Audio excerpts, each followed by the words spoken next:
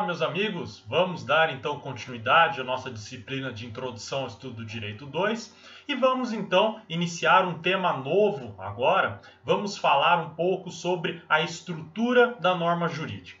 E para começarmos a falar sobre esse tema, precisamos inicialmente relembrar alguns temas que nós já estudamos lá em Introdução ao Estudo do Direito 1, sobretudo quando falamos lá do positivismo jurídico kelseniano. Por quê?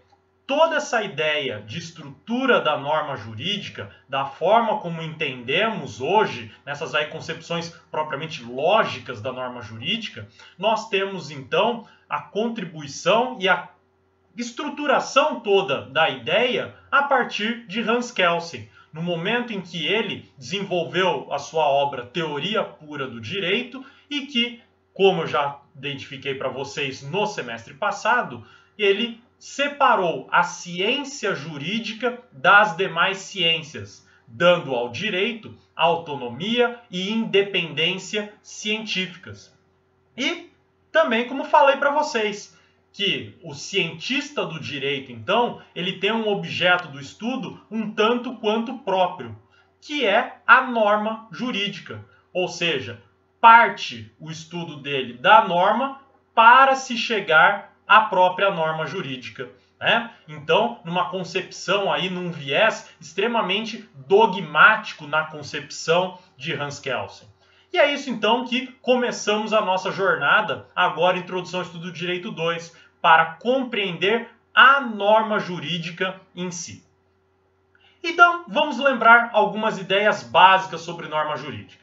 Primeira delas, que norma jurídica se trata, na verdade, da interpretação que se faz do texto legal, né? Então, relembrando lá essa ideia, que texto expresso você interpreta, você extrai a ideia daquele texto, daqueles símbolos que estão previstos lá, postos em algum local escrito, e essa ideia, esse entendimento qual você extrai desse texto, você chama de norma jurídica. Muito bem. E essa norma jurídica, essa ideia extraída desse texto, você conseguiu alcançar a partir de um texto que está estruturado em um objeto, uma base formal. Uma base aí que foi aprovada através de um devido processo legislativo, que foi aí editada por um órgão competente e legítimo e que está baseada em uma norma hierarquicamente superior. Ou seja, passou aí a norma jurídica por todo um procedimento para que ela se tornasse lei. Então, lei como fonte formal do direito.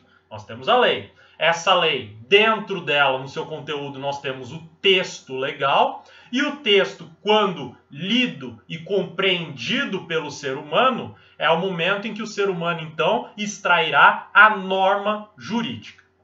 Então, o estudo aqui nosso não é do símbolo em si, do texto legal exatamente, mas a ideia que nós conseguimos construir a partir da leitura desse texto. Ou seja, quais são então os comandos, os mandamentos derivados desse texto? A norma jurídica em si, tá bom? Muito bem. E lembrando então, e isso, repito isso a exaustão para vocês, né? Que a ideia de que a norma jurídica está dentro de um dever ser, né? Então, quem que se atribui lá um predicado a um sujeito, mas dizendo que o sujeito deve ser P. Ou seja, a norma jurídica realiza um juízo de valor. Então, nessa ideia de juízo de valor, em que há uma atribuição de um predicado a um sujeito, eu consigo então dizer como as coisas deveriam ser. Ou seja, eu vou então tratar aí da prescrição de comportamentos, prescrição de condutas. Prescrevo como as pessoas deveriam agir ou deixar de agir. Ou então como as coisas deveriam ser entendidas. E que, caso não haja aí a observância a essa prescrição, aplica-se uma sanção. Muito bem. Lembrando, então, que Kelsen falava lá da interpretação autêntica e não autêntica, sendo que a interpretação autêntica era aquela feita pelo juiz e que ele interpreta a norma, então ele extrai a norma e aplica no caso concreto. Então, ele faz uma prescrição lá de um comportamento, ele aplica essa prescrição. Enquanto que na interpretação não autêntica, que seriam todos os outros que operam com o direito sem ser um magistrado, eles então somente realizam a interpretação, sem qualquer aplicação.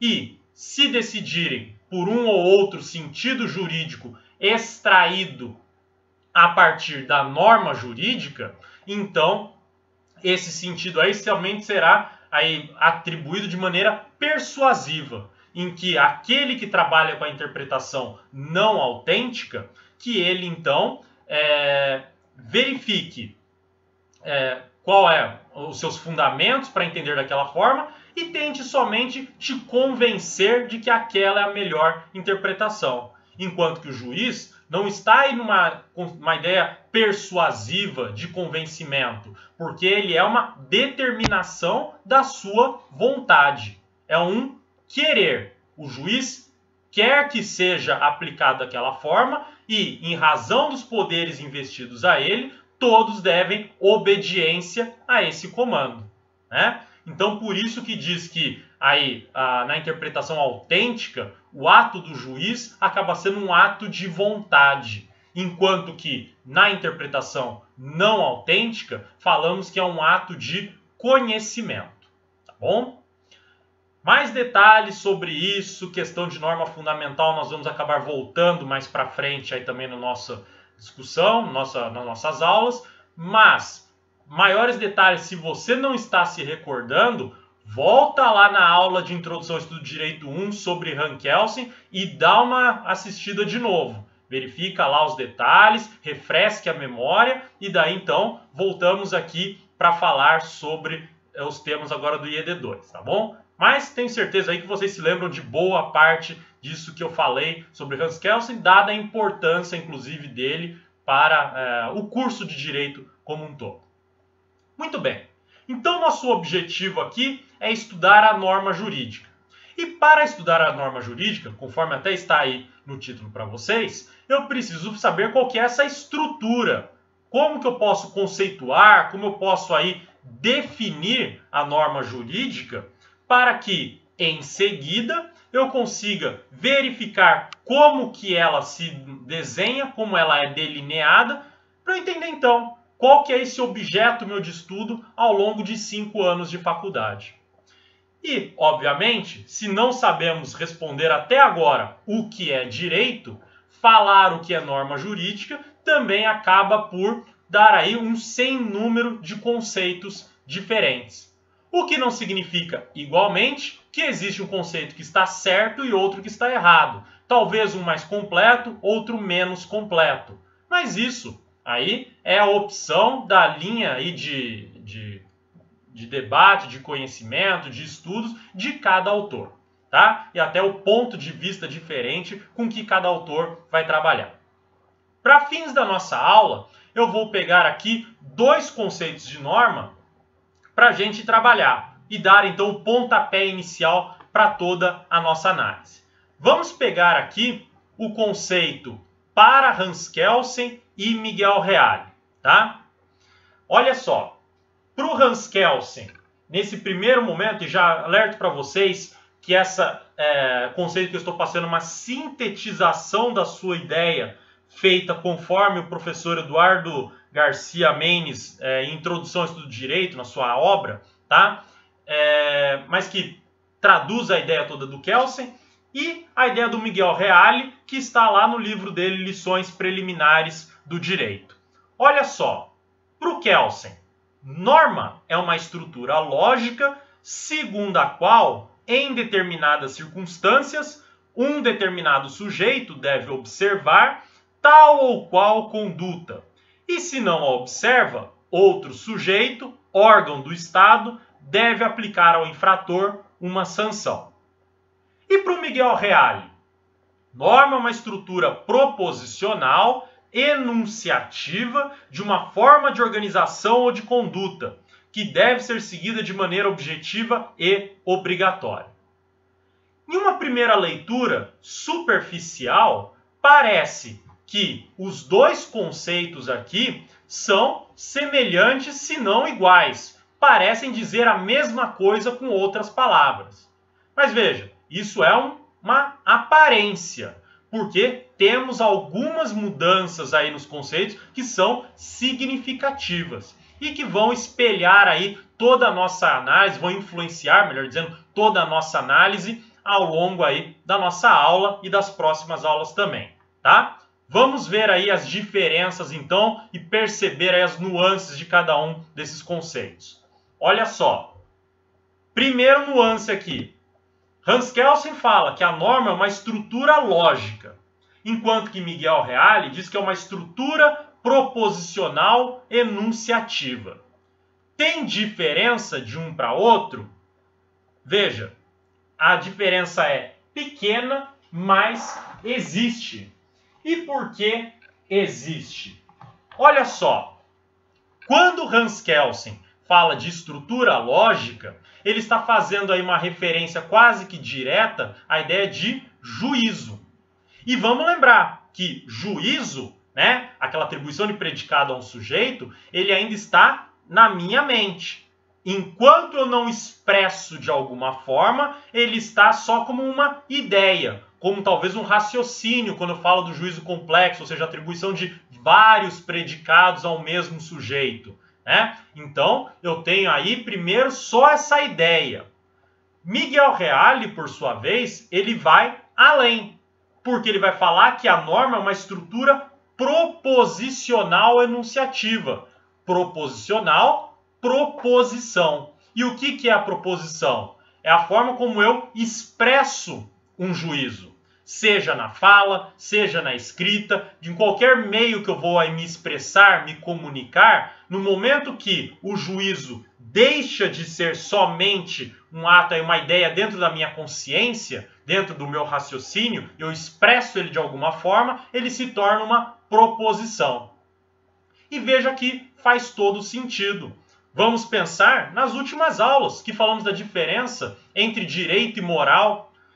Se direito necessariamente é bilateral, então precisa de uma relação interpessoal, ao menos duas pessoas para se falar em direito, logo eu preciso expressar esse juízo de alguma forma. E se preciso expressar de alguma forma, eu tornei ele uma proposição. Então a norma jurídica não basta para ser uma norma jurídica só um juízo, só uma ideia na minha cabeça. Mas no momento que eu expresso para o outro e dou imperatividade a esse enunciado, veja, aí então eu estou falando de uma norma propriamente jurídica. Aquela ideia de bilateralidade atributiva que eu trabalhei com vocês também, tá? Então veja, não quer dizer que Kelsen está errado, mas ele parou aí a sua concepção naquela ideia simplesmente do juízo, que é a essência própria da norma. Mas Miguel Reale acabou destacando um ponto a mais, falando, olha, não basta só ser a ideia, mas também deve estar expressa, tá bom? Muito bem. Vamos pensar aqui então na outra diferença. Olha só, Kelsen vai falar que determinadas circunstâncias, um determinado sujeito deve observar tal ou qual conduta. Enquanto que o Miguel Reale vai falar que é uma forma de organização ou de conduta. Aqui a diferença parece bem clara, porque olha só, Kelsen só foca na norma jurídica como um regulamento, uma regulação aí da conduta. Ou seja, norma jurídica trata aí de comportamentos. Para Miguel Reale, por sua vez, norma jurídica tem aí mais de uma espécie. Você vai falar aí de normas que vão tratar da organização e vão falar de normas de conduta. Então, temos aí essa diferença. Não é só observar tal ou qual conduta, mas parece que a norma jurídica também tem uma outra função aí, diferente ou uma outra espécie, tá bom? Sobre isso, tratamos adiante. E daí, por último, vai dizer que se não observa, outro sujeito, órgão do Estado, deve aplicar ao infrator uma sanção. Então aqui está trazendo dos efeitos da inobservância da norma, né? Que deve então ser aplicada a sanção. E o Miguel Reale, então, ele não vai focar nessa ideia de sanção, mas vai dizer que, na verdade, a norma tem que ser seguida de maneira objetiva e obrigatória. Olha só, para Kelsen, se está falando que tem que aplicar ao infrator uma sanção, obviamente ele também está falando dessa ideia de obrigatoriedade da norma, né, de se seguir a norma em si.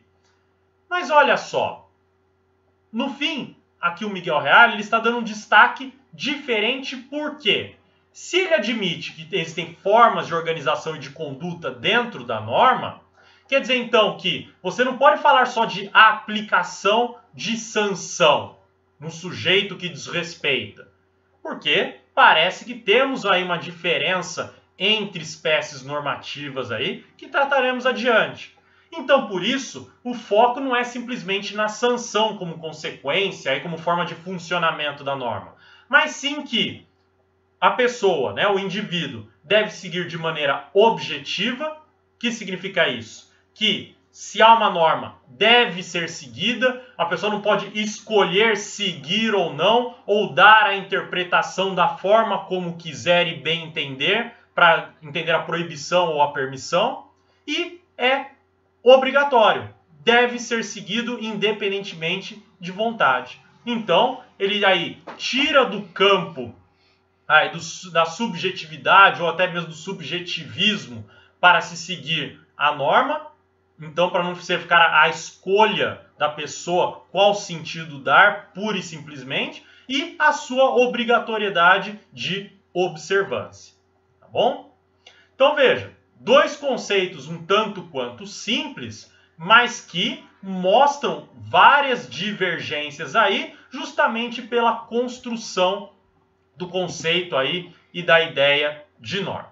Tá bom? Muito bem. Sabedor disso, então, e sabendo, então, que a norma, na ideia de juízo, ou aí, então, de proposição, na hora que ela já está expressa, nós estamos falando de um juízo de valor, afinal, norma jurídica trata do dever ser, qual que é a estrutura dessa norma jurídica? E vamos seguir aqui, inicialmente, o pensamento kelseniano, da forma como ele desenvolveu a ideia de norma jurídica, a sua estrutura. Olha aí na sua tela qual que é a estrutura que ele desenvolveu. A ideia dele é a seguinte, que a norma ela é composta assim. Se A é, B deve ser. Se não B, então C, ou C deve ser. O que é isso? O que é esse A, B, se não B, aí o C? Olha só. Nós temos aqui que o A é um fato, é a realidade em si, tá? O B é uma conduta que deve ser aí realizada pela parte e C é a sanção.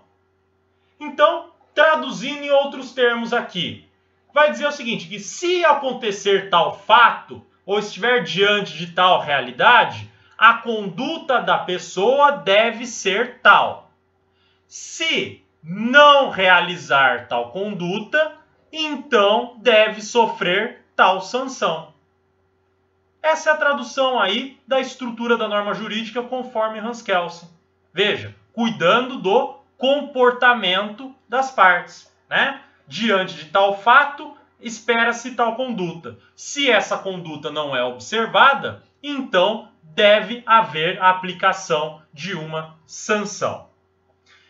E essa estrutura aqui, Kelsen foi dar o nome de modelo biproposicional da norma jurídica. Tá bom? Modelo, então, biproposicional da norma jurídica. Essa primeira ideia parece simples e fácil aí de entender, mas precisamos aí, então, fazer o teste. Vamos experimentar então nas normas jurídicas e ver aí se a estrutura se encaixa verdadeiramente. Vamos começar com um velho conhecido, simples e fácil de vocês, tá? Artigo 121 do Código Penal. Olha só, ele vai falar, matar alguém, pena, reclusão de 6 a 20 anos. Vamos tentar identificar aqui aqueles elementos lá que eu trouxe, o A, B e o C, né? Primeiro, olha aí. Matar alguém é um comportamento. Então, o Código Penal está falando, a contrário senso aí, já que você não quer a pena, que você não quer que ocorra aquele comportamento. Então, aí é o não B. Volta lá. Aí, ó, não B. Então, eu não quero que mate alguém. Se matar alguém aí, se ocorrer então esse não B, vou ter a pena, que é o C, a sanção, que é a reclusão de 6 a 20 anos. Tá? Então, olha só, traduzindo para a estrutura da norma jurídica, né, lá no modelo biproposicional, tá lá que se eu matar alguém, devo sofrer pena de 6 a 20 anos de reclusão. Né? Então, não B e o C. Legal. Você deve estar sentindo já falta de alguma coisa, mas vamos avançar. Já vai entender esse coisa aí que você está sentindo falta. Olha só. Vamos pensar em outro exemplo. Artigo 389 do Código Civil. Não cumprida a obrigação, responde o devedor por perdas e danos, mais juros e atualização monetária, segundo índices oficiais regularmente estabelecidos e honorários de advogado. Vamos transformar também isso aí lá na estrutura? Primeiro, o não B, aonde que está? Não cumprida a obrigação. Se não cumpriu a obrigação, não B, então agora a gente vai para o C, sanção. Responde o devedor por perdas e danos, mais juros e atualização monetária, segundo índices oficiais regularmente estabelecidos e honorários de advogado. Vamos colocar lá no modelo biproposicional? Se eu não cumprir a obrigação, devo responder por perdas e danos, mais juros e atualização monetária, segundo índices oficiais regularmente estabelecidos. Olha aí, e honorários de advogado. Então, olha aí, né? Veja que aí estamos encaixando as duas normas, uma de direito penal e outra lá do direito civil, né? Código Penal do Código Civil, perfeitamente. Se não B, C deve ser. Estamos aí mostrando. Mas olha só que curioso. Quando eu apresentei para vocês aqui a estrutura, ó, da norma jurídica, eu falei que tinha antes um tal de se A é, B deve ser. Mas nos dois exemplos que eu trabalhei com vocês, eu falei de se não B, C deve ser. Ué, se eu estou falando do modelo biproposicional da norma jurídica, parece que está faltando alguma coisa. Então a pergunta que fica é a seguinte: onde está o se A é, B deve ser? Que parece então que era tão importante para esse modelo biproposicional.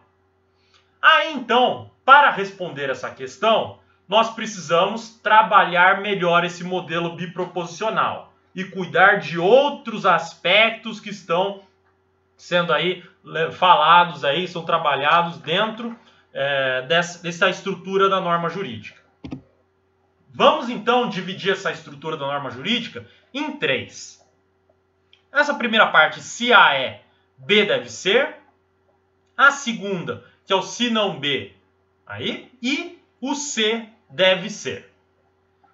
Usando a nomenclatura própria do Kelsen, ele vai falar que o se A é, B deve ser é uma proposição secundária, tá?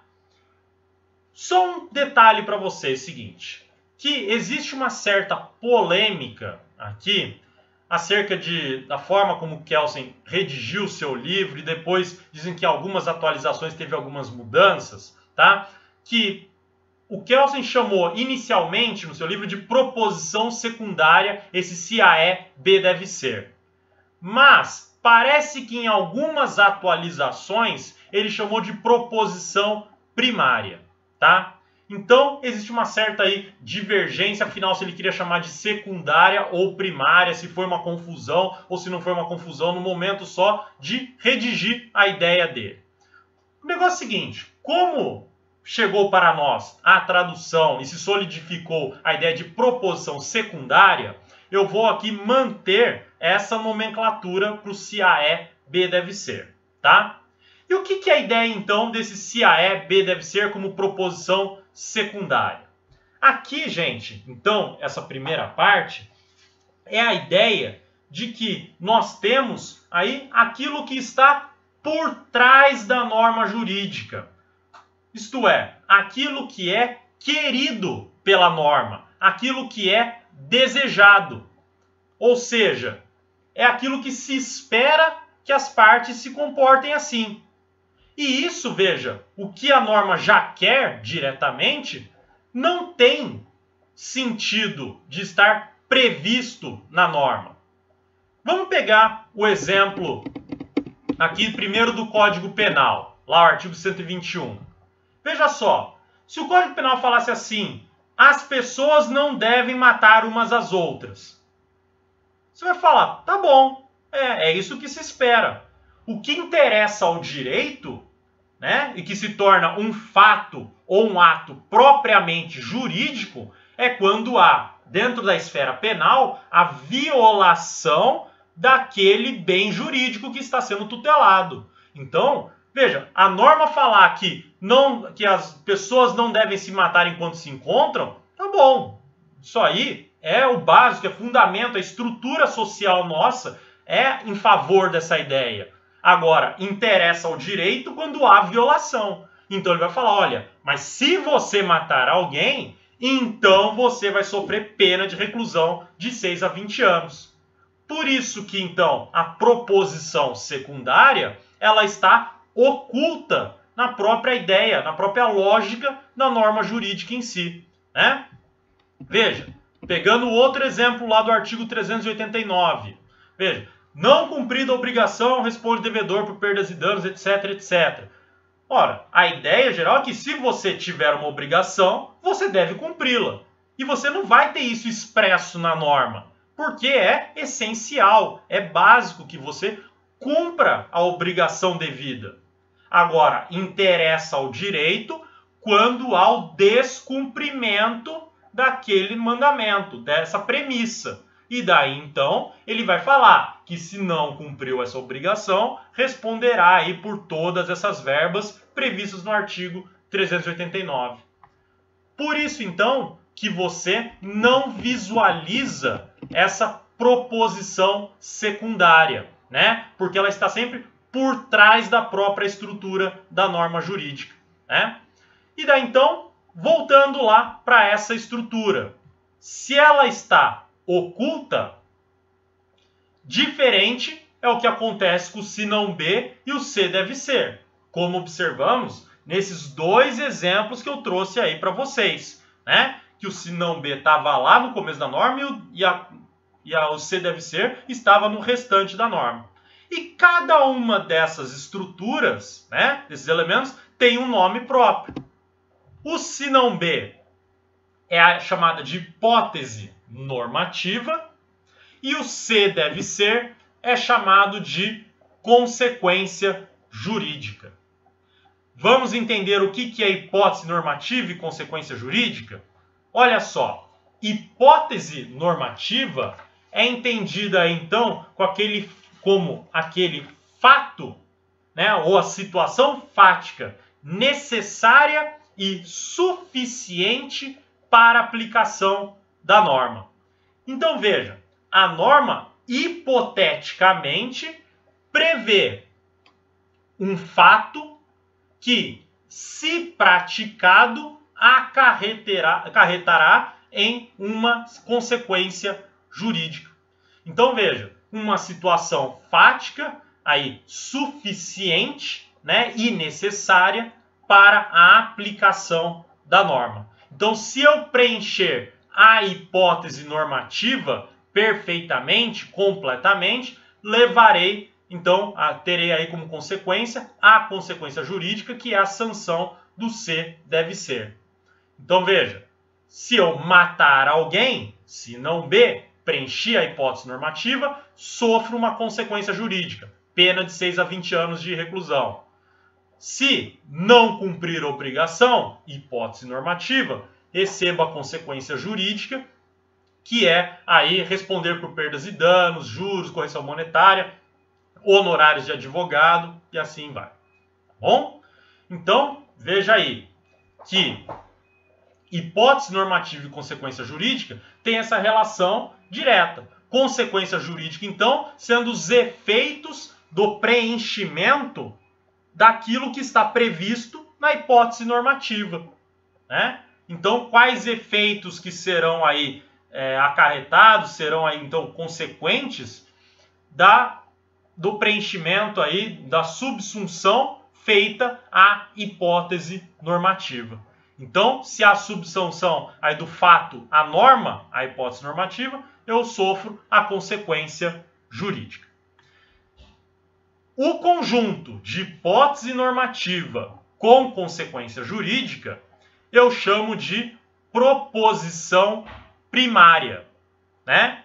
Aí, então, em correspondência com a ideia de proposição secundária. E por que proposição primária aí e a outra proposição secundária? Porque o se não B, C deve ser, como falei para vocês, é a estrutura que está evidente na norma jurídica. Então, você tem lá o se não B, C deve ser como proposição primária, tá?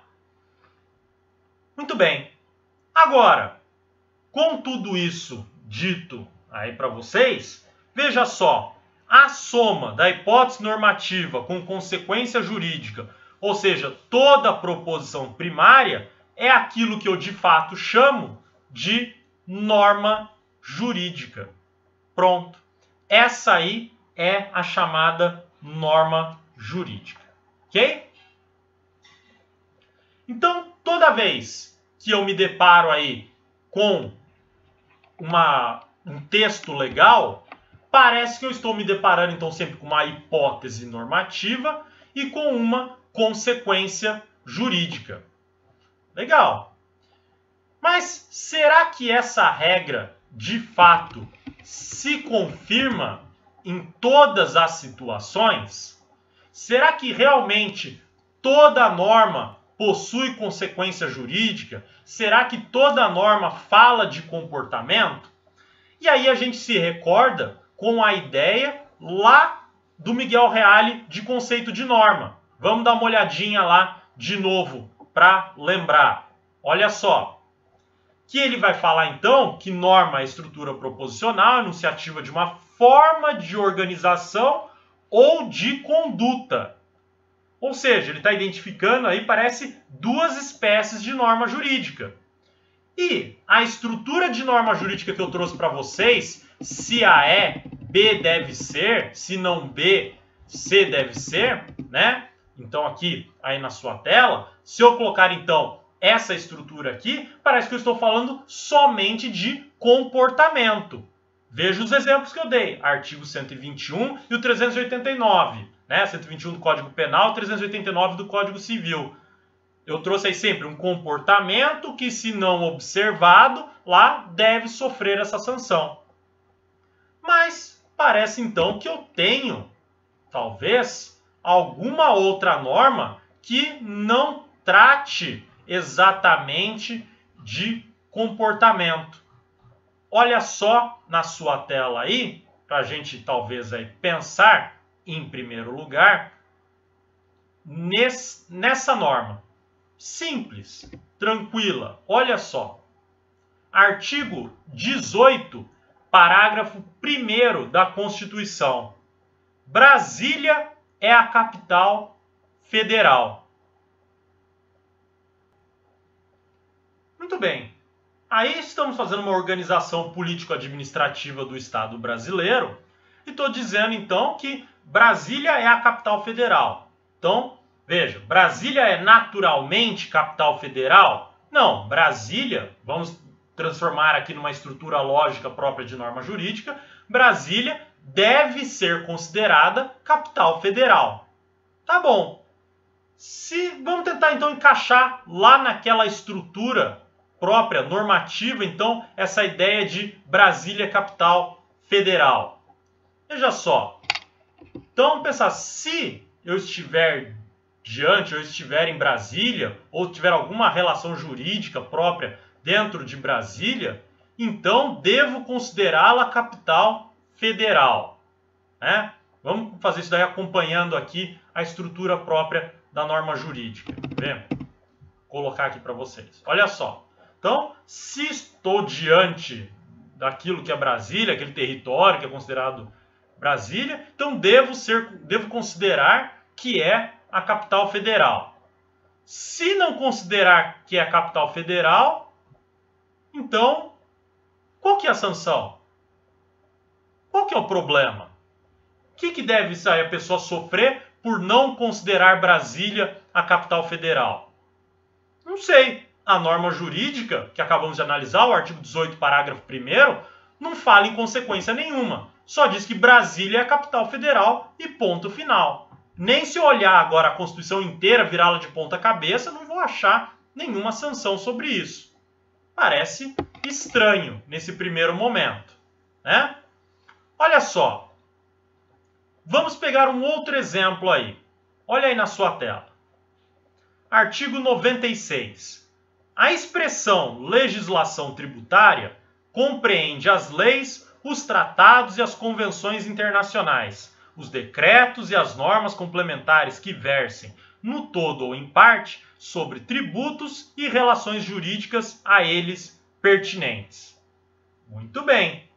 Então, vamos jogar aí esse artigo 96 lá na estrutura própria da norma jurídica. Então, olha só. Se eu estiver diante aí da expressão legislação tributária, então devo entendê-la como os decretos, tratados internacionais, leis, etc, etc. Se eu não considerar decreto, tratado internacional, as leis e tudo mais como legislação tributária, então o quê? Qual que é a consequência? O que eu vou sofrer de penalização, de sanção, por não considerar algum tratado, algum decreto como aí parte da legislação tributária? A norma também não fala nada disso. Não temos esse dado. Então, parece que essa estrutura da norma jurídica, tal qual desenvolvida pelo Kelsen, parece não estar se encaixando para toda e qualquer norma. Então, parece que temos aí alguma dificuldade, alguma questão que deve ser pensada em cima disso. E o que deve ser pensado, então, em cima disso? Isso daí veremos, então, na nossa próxima aula aí sobre o tema, tá bom? E então vamos entender como que funciona essa talvez outra estrutura da norma jurídica, certo? Muito obrigado, então, pela atenção de todos e até a nossa próxima aula. Até mais!